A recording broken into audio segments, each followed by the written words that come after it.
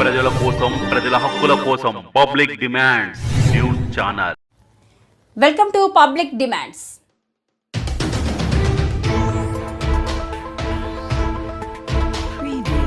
అంబేద్కర్ కోనసీమ జిల్లా Ramachandrapuram sub division Rayavaram PS పరిధిలో గల మాచవరం సెంటర్లో రోడ్ సేఫ్టీ క్యాంప్ కండక్ట్ చేశారు. ఈ కార్యక్రమంలో రామచంద్రపురం డీఎస్పీ రఘువీర్ మాట్లాడుతూ జిల్లా ఎస్పీ ఆదేశాల మేరకు ఈ road safety awareness camp conduct చేయడం జరిగిందన్నారు.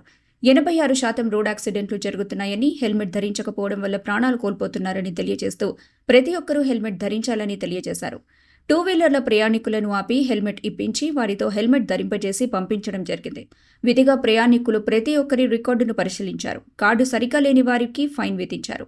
టూ వీలర్పై ప్రయాణించే ప్రతి ఒక్కరూ హెల్మెట్ ధరించి తద్వారా వారికి, వారి కుటుంబానికి రక్షణగా ఉంటుందని తెలిపారు. అతివేగం ప్రాణానికి ప్రమాదకరమని, ప్రతి తల్లిదండ్రులు టూ వీలర్ మోటార్ సైకిల్స్ ను మైనర్ బాలురులకు ఇవ్వొద్దని, ఒకవేళ ఇచ్చినట్టయితే వారి తల్లిదండ్రులపై కేసు నమోదు చేస్తామని హెచ్చరించారు. ఈ కార్యక్రమంలో రామచంద్రపురం డీఎస్పీ రఘువీర్, రాయవరం ఎస్ఐ డి సురేష్ బాబు, వారి సిబ్బంది పాల్గొన్నారు. ఈరోజు రామచంద్రపురం సబ్ డివిజన్లో రాయవరం పోలీస్ స్టేషన్ లిమిట్స్లో మాచవరం జంక్షన్ దగ్గర రోడ్ అవేర్నెస్ క్యాంపెయిన్ నిర్వహించడం జరిగిందండి. ఈ పెరుగుతున్న రోడ్ యాక్సిడెంట్స్ దృష్ట్యా ఈ రోడ్ యాక్సిడెంట్స్ అన్నింటిని అనలైజ్ చేస్తే దాదాపు 86% టూ వీలర్ యాక్సిడెంట్స్లో మరణాలకి కారణమయ్యేది హెల్మెట్ లేకపోవడం వల్లనే.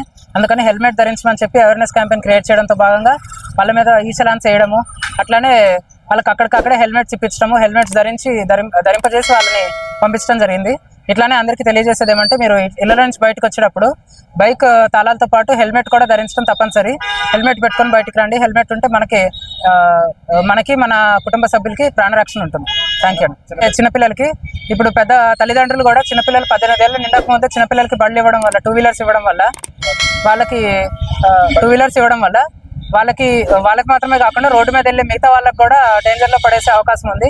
అందువల్ల అలా చేసినట్లయితే వాళ్ళ మీద కాదు, మీ మీద యాక్షన్ తీసుకోవాల్సి వస్తుంది. అంటే తల్లిదండ్రులు ఎవరైతే ఉన్నారో, ఎవరైతే 18 ఏళ్ళు నిండని పిల్లలకి బళ్ళు అయితే ఇచ్చారో వాళ్ళ మీద యాక్షన్ తీసుకుని వాళ్ళ మీద కేసులు బుక్ చేయాల్సి ఉంటుంది. కాబట్టి ఎవరు కూడా 18 ఏళ్ళు నిండకుండా పిల్లలకి బండ్లు ఇవ్వకుండా ఉండవలసిందిగా ప్రార్థిస్తున్నాం. Thank you.